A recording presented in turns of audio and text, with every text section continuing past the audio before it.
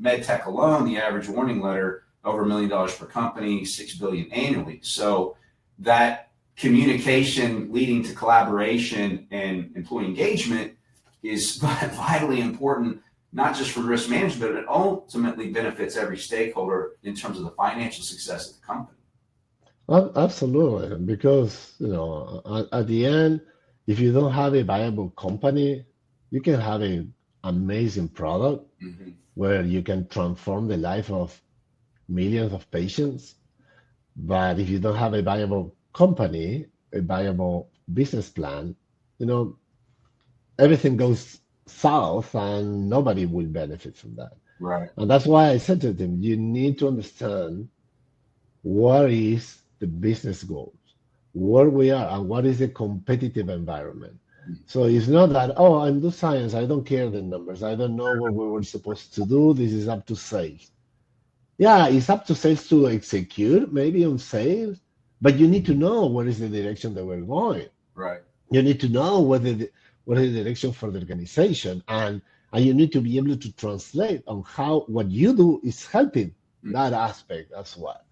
So yeah, to me this is key. Certainly, as you mentioned, there are in many companies, new companies now, the CMO role could be the first role of a person. I I'm very happy to be able to use my experience and not be in this one the first job because I don't know what I would have done.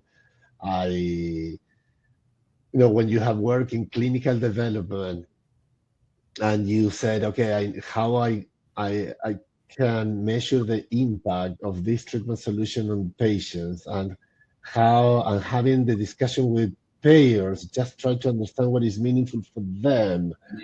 Um, and by running those clinical studies, also you need to report on safety, and you have that idea of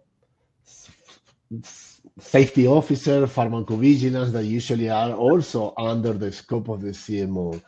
And by to execute those studies and getting those endpoints, okay, by regulators, you need to have those interactions with regulators. Mm-hmm. I'm so glad that I have that experience because I don't know what I would have done moving from clinical practice to the role without that knowledge. It could be a stretch.